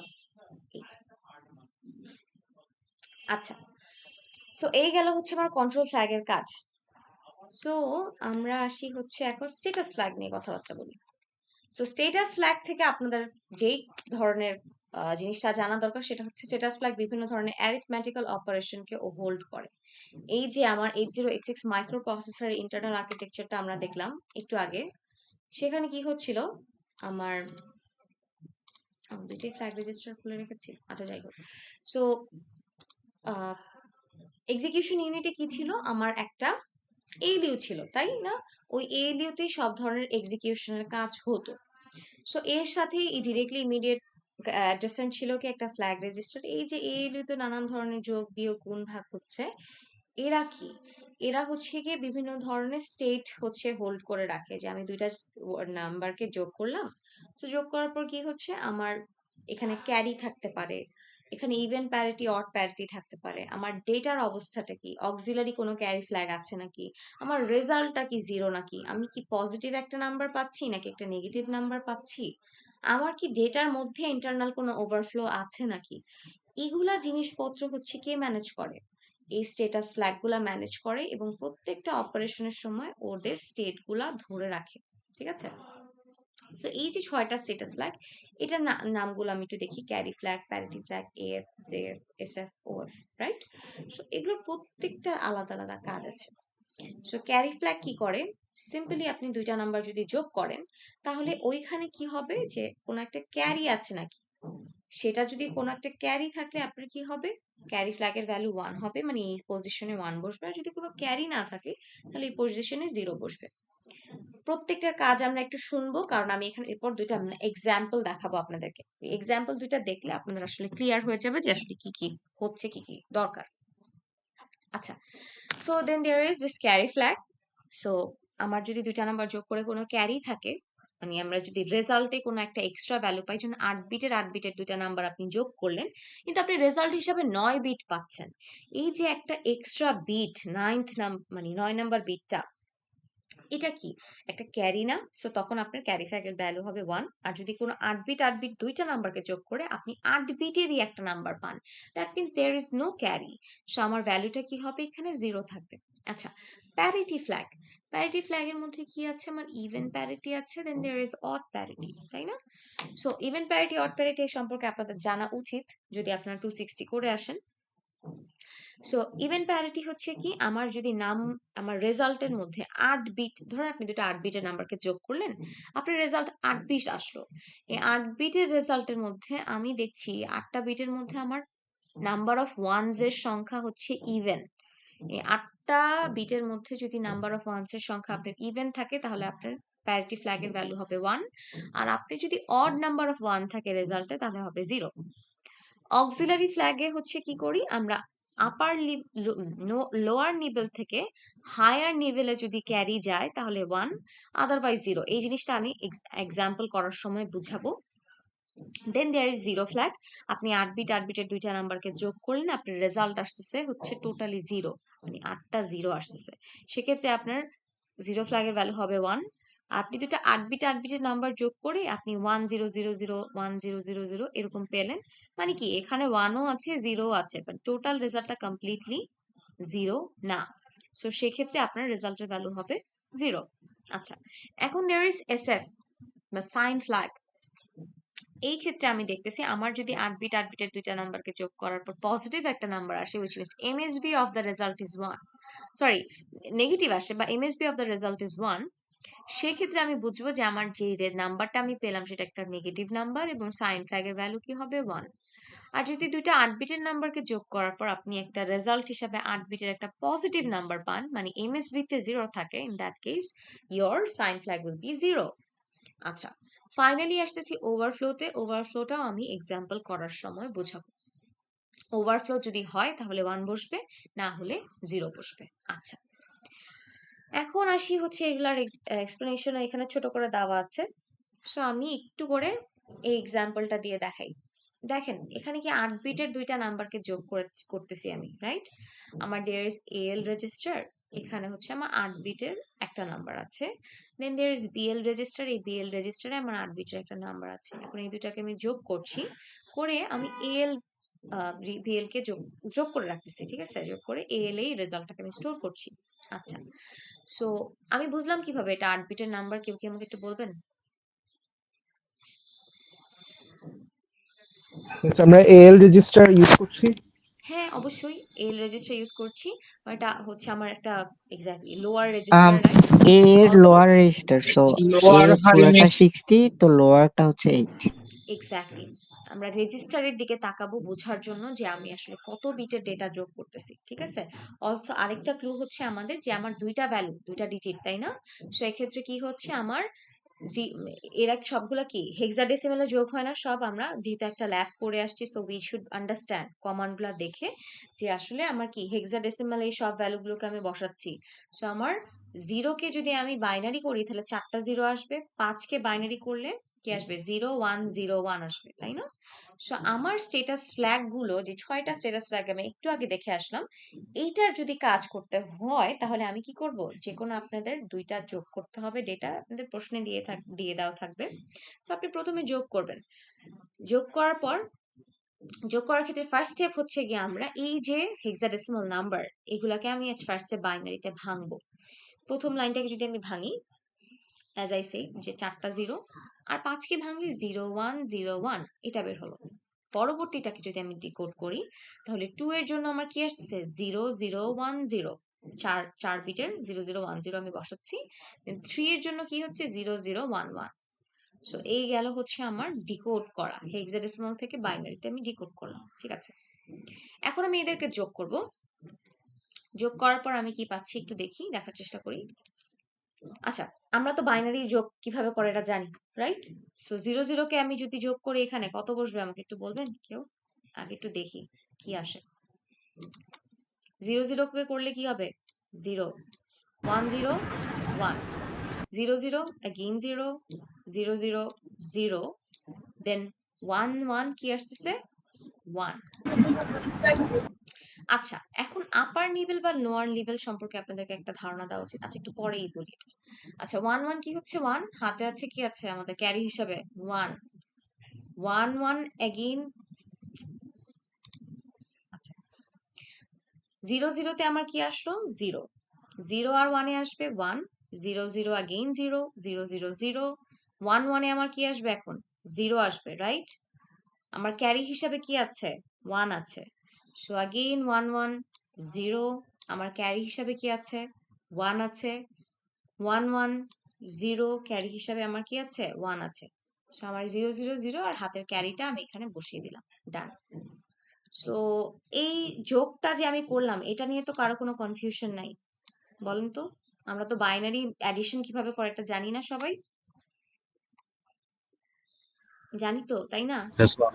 ওকে ফাইন, তাহলে আমি সেটা আলাদা করে আর বলছি না, বাইনারি অ্যাডিশন আমরা সবাই জানি। সো এখন আমরা একটু দেখার চেষ্টা করি আপার লেভেল আর লোয়ার লেভেল কি। আমি একটু আগে বলেছিলাম যে আপনাদের কি হচ্ছে এই যে অক্সিলারি ফ্ল্যাগটা আমি হচ্ছে গিয়ে পড়াবো যখন আমি একটা এক্সাম্পল দেখাবো তখন, এটা আগে একটু ফার্স্টে দেখি। অক্সিলারি ফ্ল্যাগে বলেছে আমার যদি লোয়ার নিভেল থেকে হায়ার নিভেলে কোনো ক্যারি যায় তাহলে আমার অক্সিলারি ফ্ল্যাগের ভ্যালু হবে 1, আদারওয়াইজ 0, ঠিক আছে? এখন এই জিনিসটা একটু জানার চেষ্টা করি লোয়ার নিভেল মানে কি। নিভেল মানে যে কোনো 4টা সংখ্যা, ঠিক আছে? লোয়ার নিভেল 8 বিটের ডেটার মধ্যে লোয়ার নিভেল হচ্ছে প্রথম এলএস বিট 4টা ডিজিট, এটা হচ্ছে আমার লোয়ার নিভেল। আর আপার নিভেল কি আমার পরের 4টা সংখ্যা, এই যে এটা হচ্ছে আমার হায়ার নিভেল বা আপার নিভেল, ঠিক আছে? সো আমার লোয়ার নিভেল থেকে আপার নিভেলে যদি কোনো ক্যারি যায় এভাবে 1 যায় তাহলে সেক্ষেত্রে আমার এএফ এর ভ্যালু কত হবে 1, রাইট? এখন আমরা একটু দেখি যে আমার এই ক্ষেত্রে এএফ এর ভ্যালু 1 হবে নাকি 0 হবে। 0 0 কে যোগ করে আমি 0 পেয়েছি, 0 1 1 0 0 0 0 0 0। এখন দেখেন তো এর পরে আমার কোনো ক্যারি কি এখানে গিয়েছে লোয়ার নিভেল থেকে হায়ার নিভেলে? Yes or no? না আমি জানি না যায় নাই, এখানে কোনো ক্যারি যায় নাই। তাহলে আমার এএফ এর ভ্যালু কি হবে 1 না 0? 0 হবে সেক্ষেত্রে। এক্স্যাক্টলি, সেক্ষেত্রে আমার কিন্তু এএফ এর ভ্যালু 0 হবে। যদি ক্যারি যেত সেক্ষেত্রে আমার লোয়ার ভ্যালু হতো 1। আচ্ছা সো এই আমরা অক্সিলারি ফ্ল্যাগের ভ্যালু কখন 1 হবে এটা আমরা বুঝলাম, ঠিক আছে? এখন আসি আমার প্যারিটি ফ্ল্যাগে পিএফ। এই যে আমি 8 বিটের একটা রেজাল্ট পেয়েছি আমার অ্যাজ আ হোল, এই 8 বিটের রেজাল্টের মধ্যে আমি একটু জানি যে হচ্ছে আমার ইভেন প্যারিটি হলে কি হবে 1, অড প্যারিটি হলে কি হবে 0। আমি এখন 8 বিটের রেজাল্টটা খেয়াল করে দেখি তো আমার নাম্বার অফ 1 কতগুলো আছে এখানে, ইভেন নাম্বার অফ 1 আছে না অড নাম্বার অফ 1 আছে? Even. ইভেন, তাহলে পিএফ এর ভ্যালু কি হওয়া উচিত 1 না 0? ইভেন নাম্বার 1 হলে প্যারিটি ফ্ল্যাগের ভ্যালু হবে 1, ঠিক আছে? আর যদি 1 এক্স্যাক্টলি স্যার, আর অড নাম্বার অফ 1 থাকলে প্যারিটি ফ্ল্যাগের ভ্যালু হতো 0। আচ্ছা, এখন আমরা জিএফ এ আসি বা জিরো ফ্ল্যাগ। যে এই রেজাল্টটা দেখে আমি একটু দেখি আমার পুরা যে রেজাল্টটা আমি পেলাম এখানে 8 বিটের, এটা কি পুরোটা 0, equivalent to 0? No, is it miss. Equivalent to 0? না, ইট ইজ নট। আমার যদি পুরা রেজাল্টের সবকিছু 0 থাকতো তাহলে আমি জিরো ফ্ল্যাগের ভ্যালু কত দিতাম? 1 1 দিতাম। কিন্তু যেহেতু আমার পুরা রেজাল্টের মধ্যে 0 না, আমার 1ও আছে, সেক্ষেত্রে এটা কি হবে? 0 হবে, ঠিক আছে? আমার 1 আর 0 মিক্সচার আছে, it's not a pure 0, so আমার জিরো ফ্ল্যাগের ভ্যালু হবে 0। আচ্ছা, তারপর এখন আসি, এই ক্ষেত্রে আপনাদের আরেকটা প্রশ্ন আসে যে ম্যাম আমার হোয়াট ইফ, আচ্ছা একটু পরের জায়গায় আসি, ক্যারি ফ্ল্যাগের কথা চিন্তা করি। এইখানে এই দুইটা 8 বিটের যে নাম্বারগুলোকে আমি যোগ করলাম, এখানে কি কোনো ক্যারি আছে? দুইটা 8 বিটের নাম্বার যোগ করে আমি কি পেয়েছি? ক্যারি পেয়েছি। 8 বিটেরই একটা নাম্বার পেয়েছি। কোনো extra digit 9th number bit কি আছে আমার কাছে? নাই কিন্তু, আছে নাকি? No, miss. তাহলে ক্যারি কি হবে 1 না 0? 0 0, এক্স্যাক্টলি। যদি কোনো এক্সট্রা বিট থাকতো তাহলে কি হতো? সেক্ষেত্রে ক্যারি থাকতো 1। আচ্ছা, ওকে, এখন আমরা হচ্ছে দেখলাম F, PF, ZF and CF. Lastly হচ্ছে আমার কি বাকি আছে? আর দুইটা কি? এসএফ, সাইন ফ্ল্যাগ, আর ওভারফ্লো ফ্ল্যাগ। ওভারফ্লো একদম সবার শেষে। সাইন ফ্ল্যাগের মধ্যে আমি একটু দেখার চেষ্টা করি যে এই যে এসএফ আমার কি বলেছিলাম, যদি পজিটিভ নাম্বার হয় তাহলে আমি বসাবো 0, আর নেগেটিভ নাম্বার হলে 1। এই যে আমি যোগটা করলাম, আমি কি একটা পজিটিভ নাম্বার পেয়েছি না নেগেটিভ নাম্বার পেয়েছি? কেউ একটু বলতে পারবেন এটা দেখে? If there is 1, that's a negative value. If there is 0, that's a positive value, right? So যেহেতু আমি 1 পেয়েছি, so sign flag মানে কি? আমার একটা negative number, so there will be 1. ওকে, আর যদি আমি এখানে একটা 0 পেতাম, এমএসবি তে আমি যদি একটা 0 পেতাম তাহলে এটা কি হতো আমার? 0, ঠিক আছে একদম। সো সেক্ষেত্রে আমরা কি দেখবো? সবার লাস্ট বিটটা আমরা কাউন্ট করব, ঠিক আছে? এমএসবির সবার লাস্ট বিটটা আমি কাউন্ট করে দেখবো, এটা যদি 0 হয় তাহলে সাইন ফ্ল্যাগ 0, এটা 1 হলে সাইন ফ্ল্যাগ 1। আচ্ছা, সো এখন আসতেছি সবার শেষে ওভারফ্লো ফ্ল্যাগ, ঠিক আছে? ওভারফ্লো ফ্ল্যাগের দুইটা রুল আছে। ওভারফ্লো ফ্ল্যাগ আমি কিভাবে ডিসাইড করি? এটার দুইটা রুল আছে। প্রথমত, আমার যদি 6 নাম্বার বিট থেকে, সরি 7 নাম্বার বিট থেকে 8 নাম্বার বিটে আমার হচ্ছে গিয়ে মানে ক্যারি যায়, বা 8 নাম্বার বিট থেকে 9 নাম্বার বিটে আমার ক্যারি যায়, সেক্ষেত্রে হচ্ছে আমার ওভারফ্লোর ভ্যালু হবে হচ্ছে 1। এই জায়গাটা একটু খেয়াল করবো ওএফ এর। বাকি সবগুলা কি আমরা বুঝছি নাকি আগে বলি? তাহলে আমি এটা ইরেজ করে দিব এবং ওভারফ্লোটা সুন্দর করে বুঝাই। কারো কি অন্য কোনোতে কিছু প্রবলেম আছে? অন্য কোনো ক্যারি ফ্ল্যাগটা স্কিপ করে গেছি মিস। ক্যারি ফ্ল্যাগটা আরেকবার বলবো এটা? হ্যাঁ, একটু যদি আচ্ছা, ক্যারি ফ্ল্যাগ বেসিক্যালি আপনি দেখবেন দুইটা 8 বিট নাম্বার যোগ করার পর এই যে 8 বিটের যে এমএসবিটা রেজাল্টে আপনি পেলেন, এই রেজাল্টটা কি 1 নাকি 0? এই রেজাল্টটা যদি 1 হয় তাহলে that means it's a negative number আপনার। ও আচ্ছা, সরি, ক্যারি ফ্ল্যাগ বলেছেন, এটা রিমুভ করে দিই।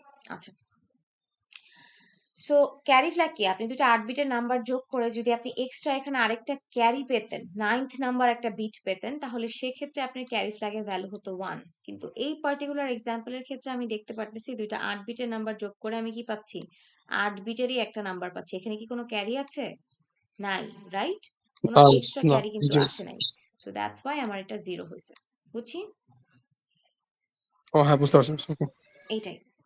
সো আপনাদের এই স্লাইডটা খুবই অর্গানাইজড আসলে, সো এখান থেকে দেখে আপনারা বুঝতে পারবেন সবকিছু, বাট স্টিল একটু গো থ্রু করা আর কি। সো এখন ওভারফ্লো ফ্ল্যাগটা দেখি, এটা একটু বোঝাটা এখানেই হচ্ছে মানুষজন একটু ভুল করে, সো এটা একটু বোঝার চেষ্টা করবো প্রথমে। সো এটার দুইটা রুল আছে, আপনার এই দুইটা লাইন একটু মনে রাখতে হবে। যদি 8 বিটের নাম্বারের কথা বলছি, 16 বিট দিয়ে আপনাদের পরীক্ষায় আসে, 8 বিটে কিন্তু কখনো আসে না। 16 বিটটাও আমি দেখাবো, এক্সাম্পল প্র্যাকটিস শিটেও আছে, এটা আপনাকে দিয়ে দিব আর কি, দিয়ে দেওয়া হবে। সো 8 বিটেরটা ফার্স্টে বুঝি, তারপর 16 বিটেরটা বুঝবো। সো 8 বিটের ওভারফ্লো এর ক্ষেত্রে কি হয় একটু দেখি। যে আমার যদি 8 বিটের দুইটা নাম্বার যোগ করার পর 7th আর 8 নাম্বার বিট অথবা অর আছে কিন্তু, বা 8 থেকে 9 নাম্বার বিটে কোনো ক্যারি থাকে, সেক্ষেত্রে আমার ওভারফ্লো এর ভ্যালু হবে 1, আদারওয়াইজ হবে হচ্ছে কি 0। ঠিক আছে? If there is a carry from 7th to 8 bit and from 8 to 9 bit, at that time the auxiliary flag value will be 0. যদি দুইটা কেসই হয়, সেক্ষেত্রে আমার কি হচ্ছে, যদি অ্যান্ড অপারেশন হয়ে যায় তাহলে আমার ওভারফ্লো হবে 0, আর যদি অর থাকে তাহলে আমার ওভারফ্লোর ভ্যালু হবে কত, 1। দুইটার একটা কেস হতে হবে, দুইটা একসাথে হওয়া যাবে না।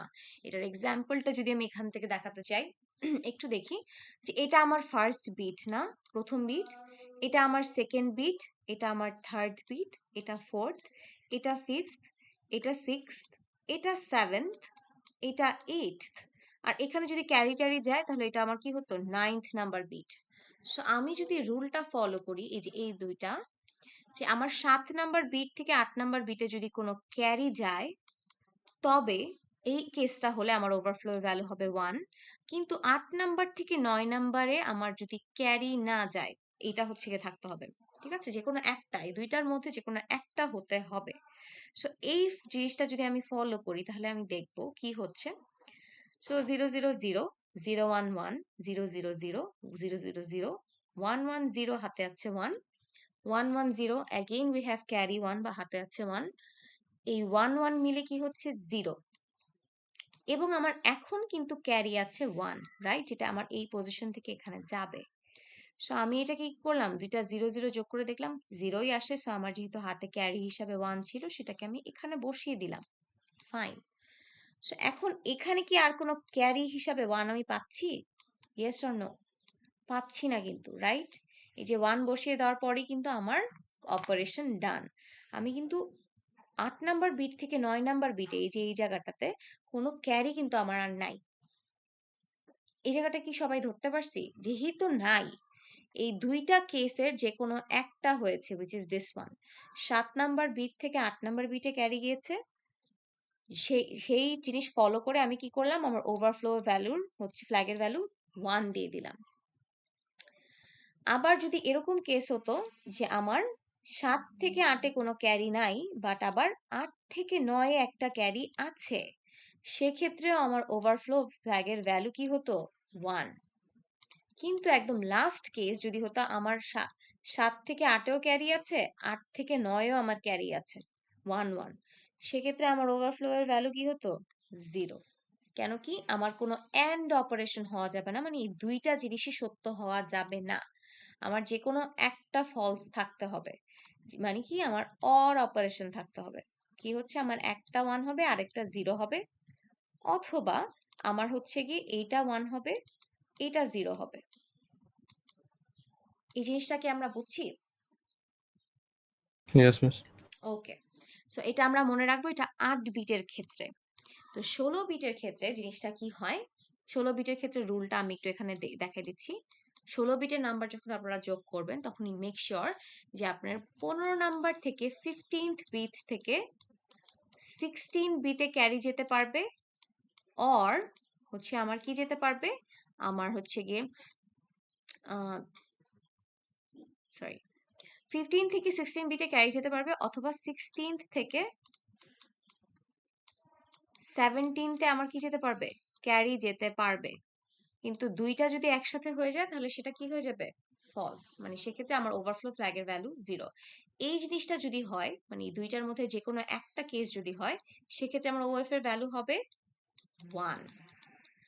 আমার যদি দুইটাই হয়ে যায়, যে আমার 16 থেকে 15তেও ক্যারি গেল, 16 থেকে 17তেও ক্যারি গেল, তাহলে আমার ওএফ এর ভ্যালু হয়ে যাবে কি 0। ঠিক আছে? এই জিনিসটা যাতে মনে থাকে। ওকে, সো আমরা যদি মোটামুটি এটা ধরতে পারি, তাহলে হচ্ছে আমি আরেকটা জিনিস একটু দেখাবো। এই এক্সাম্পলটা দেখেন, আমরা এই আবার 8 বিটের দুইটা নাম্বারকে যোগ করছি, দুইটা এফ আর একটা 0 1, বাইনারিতে আমি ডিকোড করলাম। এখন আমি কি করেছি, আমি হচ্ছে আমার টোটাল দুইটা দেখেন, দুইটা 8 বিটের নাম্বার যোগ করে আমি কিন্তু একটা 9 বিটের নাম্বার পেয়েছি এবার। এবার কিন্তু 8 বিটের নাম্বার আমি পাই নাই, এখানে there is a carry. So এই দুইটা নাম্বার যোগ করার পর আমি একটা 9 বিটের নাম্বার পেয়েছি, there is a extra bit, that's why আমার ক্যারি ফ্ল্যাগের ভ্যালু কি হচ্ছে 1। ঠিক আছে, এখন আমি আরেকটা জিনিস দেখবো, সেটা হচ্ছে এই যে আমার বাকি যে 8 বিটের রেজাল্টেন্ট সেটার উপর কিন্তু আমি ডিপেন্ড করে কি কি বসাচ্ছি, আমার জেডএফ পিএফ সিএফ। এই কথাটাই ওই সময় আমি বলতে চেয়েছিলাম যে আপনারা কিন্তু এই যে এসএফ জেডএফ পিএফ এই ভ্যালুগুলোকে মানে ফ্ল্যাগের ভ্যালুগুলোকে বসাবেন 8 বিটের ভ্যালু দেখেই বা 16 বিটের ভ্যালু দেখেই। আপনার যদি 8 বিট দুইটা নাম্বার যোগ করলে, ধরেন 8 বিটের দুইটা আপনি নাম্বার যোগ করছেন, আপনার কাছে 9 বিটের একটা নাম্বার আসছে। সো আপনি কি করবেন, আপনার ক্যারিটা বাদে 8 বিটের যে রেজাল্টেন্টটা আছে সেটার উপর ডিপেন্ড করে কিন্তু আমি জেডএফ পিএফ আর হচ্ছে গিয়ে এসএফ এর ভ্যালু বসাবো। আমরা কখনোই ক্যারি ফ্ল্যাগটাকে রেজাল্ট হিসাবে কনসিডার আমরা করব না, ঠিক আছে, এটা যাতে মনে থাকে। এই জায়গায় ভুল করে ফেলেন আপনারা। আপনারা দেখা যায় পুরো 9 বিট ধরেই হচ্ছে রেজাল্টটাকে ক্যালকুলেট করেন, সেখানে কি কি ভুল হতে পারে। আপনি দেখতেছেন ইউ হ্যাভ আ ক্যারি, যে আপনি 8 বিটের দুইটা নাম্বার যোগ করে 9 বিটের একটা ভ্যালু পাইছেন।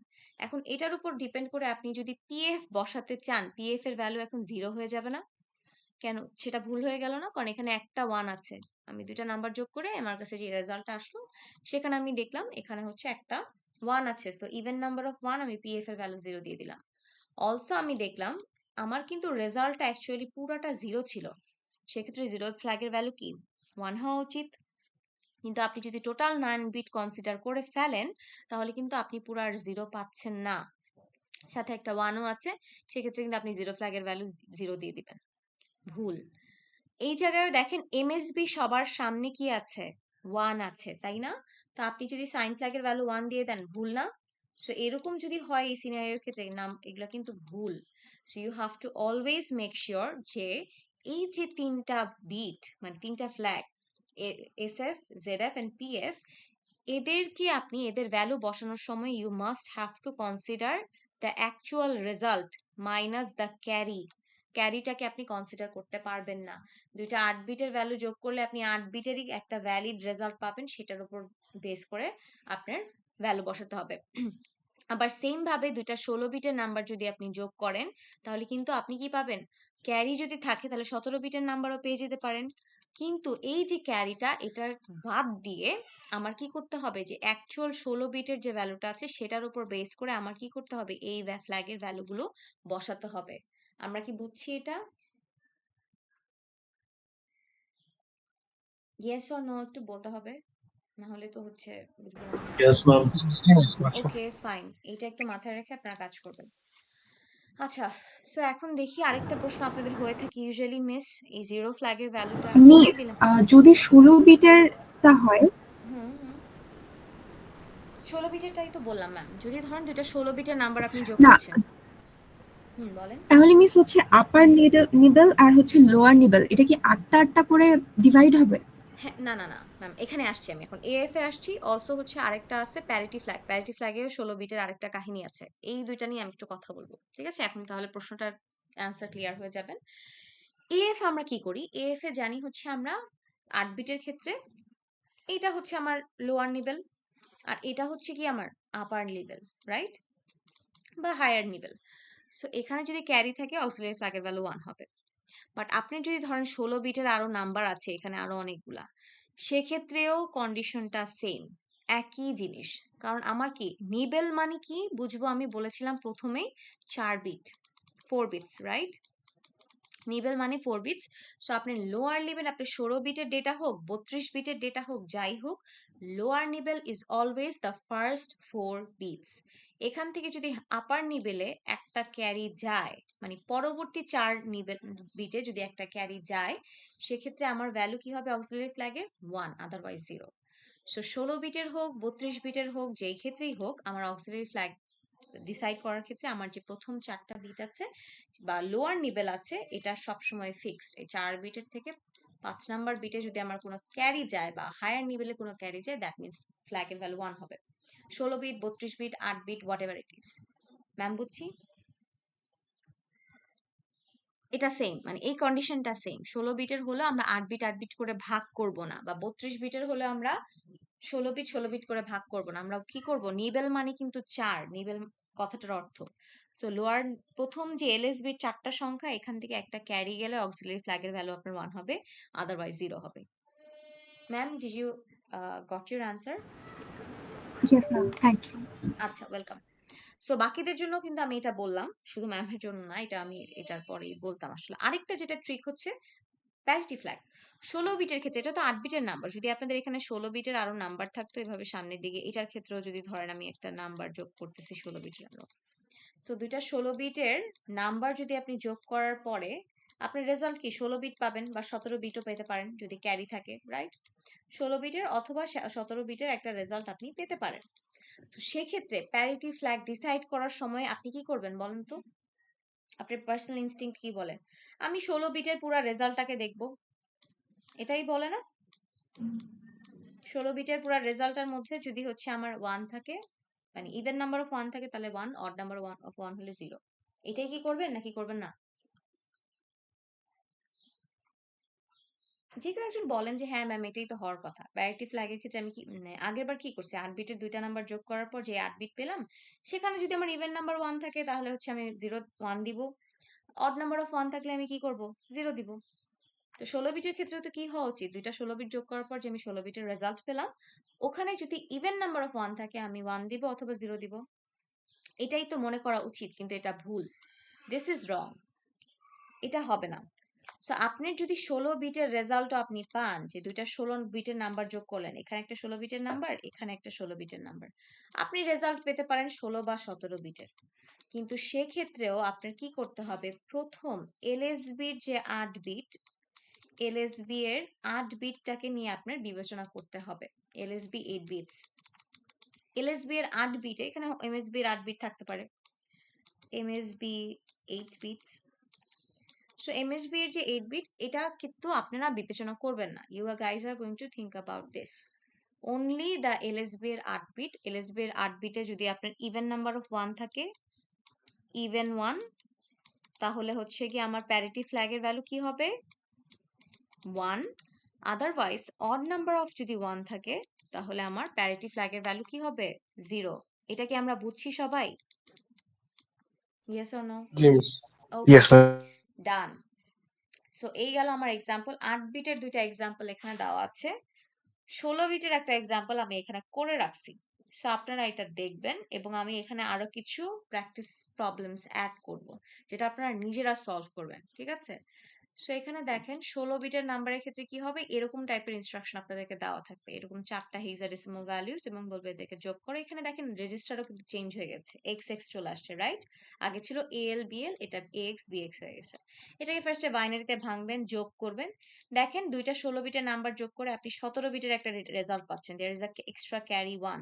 সো সিএফ এর ভ্যালু কি দিচ্ছি আমি, 1 দিচ্ছি। আমি এভাবে বলে বলেই রাখছি।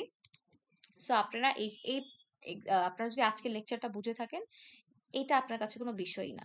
সো আপনাদের এক্সামেও এমন টাইপেরই প্রশ্ন আসবে, আপনাদেরকে বলে দিবে, ডিরেক্টলি বলে দিতে পারে যে এই কমান্ডটা দিয়ে বলবে যে এখান থেকে আমাকে ফ্ল্যাগ বের করে দাও, অথবা প্রশ্নের সিনারিওতে এই দুইটা নাম্বার দেওয়া থাকবে এবং কোন রেজিস্টারে আছে বলা থাকবে, বলবে এইটাকে এখন যোগ করে আমার স্ট্যাটাস ফ্ল্যাগস গুলার ভ্যালু কি হবে সেটা একটু আমাকে জানাও। তখন 6 উইথ এক্সপ্লেনেশন, ঠিক আছে? তখন আপনারা ঠিক এভাবেই লেখার চেষ্টা করবেন, আপনাদের সময়ও বাঁচবে। এক্সপ্লেনেশন মানে আমার যে পৃষ্ঠার পর পৃষ্ঠা লিখতে হবে এমন না, জাস্ট এক লাইন লিখে দিবেন যে আমি এফ এর ভ্যালু যে 1 দিলাম, কেন দিলাম, lower nibble to upper nibble there is carry 1, এই লোয়ার নিবেল থেকে আপার নিবেলে আমার কি আছে, একটা ক্যারি আছে। তারপর প্যারিটি ফ্ল্যাগের ভ্যালু ইজ 0। আমরা প্রথম 8টা এলএসবি এর 8টা ডেটা অ্যানালাইজ করে দেখেছি যে এখানে কি আছে, 3টা 1 আছে, 1 2 3। দ্যাটস ওয়াই আমার প্যারিটি ফ্ল্যাগের ভ্যালু কি হয়েছে, 0 হয়েছে। There are odd number of ones in the LSB 8 bits, ঠিক আছে?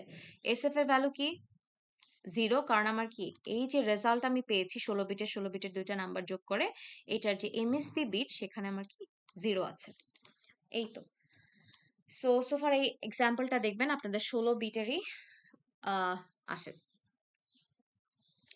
আচ্ছা, এখানে কি মিস একটাও 1 না থাকলে কি ইভেন প্যারিটি হয়? জি মিস, একটা 1 না থাকলেও ইভেন প্যারিটি হবে। এই যে এই এক্সাম্পলটাই দেখেন, আমি 8 বিটে দুইটা রেজাল্ট যোগ করেছি, এখন দেখি সবগুলো রেজাল্টই আমার শূন্য আসছে, এখানে কি একটা 1ও আছে? সেক্ষেত্রে আমার কি প্যারিটি ফ্ল্যাগের ভ্যালু কিন্তু 1 হয়েছে, কারণ 0 কিন্তু আমার কি হয়, 0 আমার ইভেন নাম্বার না, সো বেসিক্যালি এখানে যেহেতু একটা 1ও নেই, 0 number of ones, 0 is a even number, that's why আমার প্যারিটি ফ্ল্যাগের ভ্যালু 1। ঠিক আছে, সো আজকের ক্লাস থেকে সবাই বুঝছি? জি miss. Okay, Yes, ma'am. Thank you so much everyone. একটু বেশি সময় নিয়ে ফেলছে আজকে, আমি সরি, খেয়ালই করিনি। যাই হোক, see you all in the next class, ঠিক আছে? Thank you. ওকে ম্যাম, আসসালামু আলাইকুম। Assalamu alaikum. আসসালামু আলাইকুম। ম্যাম আপনি প্র্যাকটিস শিটের